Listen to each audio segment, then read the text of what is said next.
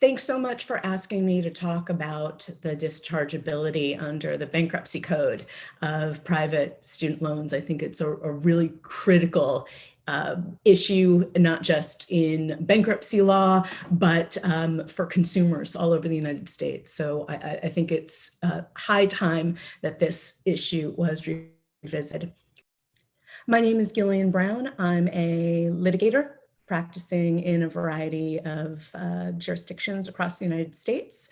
I started my career clerking for a federal judge in district court in Miami, and then went to the country's largest bankruptcy boutique, Pacholsky, Stang, Zeal and Jones in Los Angeles, where I spent 15 years, 8 of those as a partner. I'm now of counsel, and I am teaching legal studies and political science at a community college, doing a little bit of work for the law firm, and doing some voting rights work as well. Bankruptcy law is federal law. So it applies to people throughout the United States when they file for bankruptcy, if they are insolvent or they can't meet their debt obligations as they come due and they need relief. The Bankruptcy Code has been around in one form or another since the 18th century. It's in the United States Code. It's Title 11 of the United States Code, and it has a variety of provisions that are amended over time. A discharge is what you're seeking when you file for bankruptcy. You're seeking to be released from your obligation to pay your creditors. And a lot of debts, most debts, we might want to say, are dischargeable in bankruptcy. That's why people file bankruptcy. They want the discharge. They want to tell their creditors, back off. I have a court order saying that I don't have to pay you because I can't pay you. I don't have the resources. So in 1976, Congress amended the act to say that you can't get out of your federal student loans, but you could still seek a discharge of your private student loans. But back then in the 70s, people weren't taking out the massive amounts of debt that we see today that people have to take in order to get through community college, undergrad, and then of course graduate school if they really want to pile on the debt. In 2005, there was a rehaul of the Bankruptcy Code, and one of the provisions is in Section 523, Section A8. And that's 11 U.S.C. Section 523A8. This provision provides that you can no longer discharge your private student loans. Private student loans, totally different than federal student loans. With federal student loans, let's just talk about an undergraduate. For the current school year, an undergraduate can take out only a certain amount of federally backed student loans. And for a college career, it can go up to $57,500. So a lot of money, but there are provisions with the federal government where you can pay based on your income, and after a certain amount of time, the debt will be resolved, even if you haven't paid it all off, but you've complied with the repayment, income-based requirements for repayment. Not so with private student loans. The evidence seems quite clear that when families can help assist for paying for a student in the family to go to college, that they do. Sometimes they're able to take out loans themselves. They can take out mortgages on their homes for their kids. The proposal to wipe out $50,000 of federal student loan debt will inure to the benefit of people who are already financially advantaged, and that often is white and Asian families, leaving other BIPOC, other people of color behind, once again, because families don't have the same assets to either mortgage or to take on student debt along with their student, and that pushes those students to have to take private student loans. And this proposal might help ameliorate the $50,000 of federal student loans, but it won't help the private student loans, and the people who have the private student loans are the people who are most in need of relief.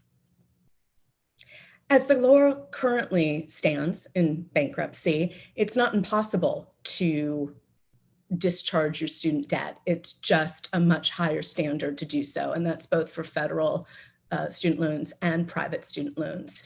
In order to get your student loans discharged under the current version of 11 U.S.C. section 523A8, you have to show undue burden. And that varies, that standard varies on how it's applied from jurisdiction to jurisdiction all through the United States. When I started undergrad at Berkeley in 1990, it was $1,600 a year just for tuition. The dorms, of course, cost a lot more, but now you're talking an easy $25,000 just for those fees, if not more. And that's a public school. So the prices for a private school can exceed $70,000 a year with ease, tuition, fees, and living expenses. So that pushes a lot of people, understandably, in a culture that prizes education and tells us that our meritocracy depends on you getting a higher education, that you need to go to college, and most people can't afford it, so they're going to take out these private student loans.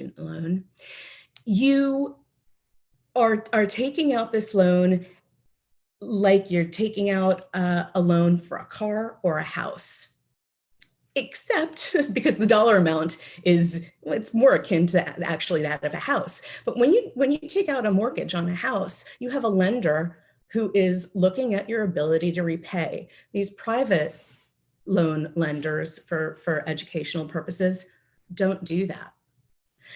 They know that you can't discharge your debt in bankruptcy with much ease, so they're throwing all kinds of money out there. And as a result of that, we have seen a concomitant increase in tuition at schools. So there is this question, and I think it's probably going to be resolved on the side of private loans are bad in that they increase the cost of learning, but because the cost of learning is high, you need to go and get those private student loans. So normally, if you're going to get a discharge, you are able to show the court, I can't pay my rent and all my obligations for living, and my debts are higher than my income, and it's pretty clear cut, and you can get out of a lot of your debt obligations in that way under bankruptcy. In order to do that with student loans, you have to show that there is an undue burden on you. That is a much higher standard that you have to meet as a bankruptcy debtor to show that you should be able to get a discharge for your student loans. And I said before that the bankruptcy is federal, but the standard that is used in bankruptcy courts to determine whether or not you can meet that undue burden are varying throughout the United States. And so there's no real equality of treatment. If you file for bankruptcy to get out of your student loans in Nebraska, you may have to prove a lot more than you have to prove in, say, Delaware or New York. So that is one of the inequities, again, about not allowing people to discharge their private student debt under a federal statute that's going to be applied differently all over the United States. Even if you go to school in the same place as somebody else and then, a few years later move to a different state, you're going to be treated differently. So with those kind of thoughts in mind, what's the policy behind making it so difficult to get out of private student loans as you would get out of loan obligations to a hospital or a credit card. And I don't think that there's a really sound answer, particularly because we see that you're on this hamster wheel with student debt. You need to take the debt in order to pay for school. And because those lenders know that you are going to take that debt, they can continue to, the schools continue to increase tuition.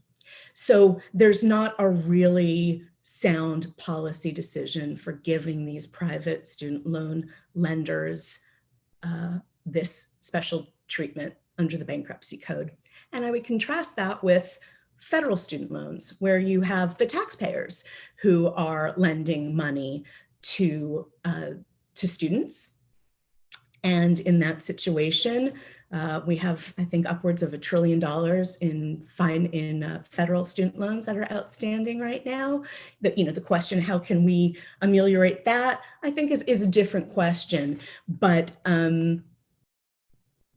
because federal student loans are at a capped amount and private student loans are not capped, people are entitled to take as much money as they want, and lenders have no incentive to check the ability of a student to repay those loans.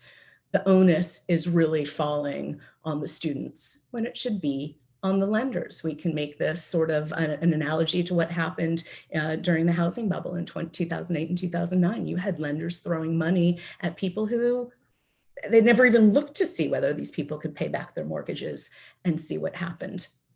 It's very much the same situation here. So I agree with you wholeheartedly that the 2005 amendment to Section 523A8 of the Bankruptcy Code should be overturned, and private student loans should be dischargeable under bankruptcy and not subject to that carve out in Section 523A8.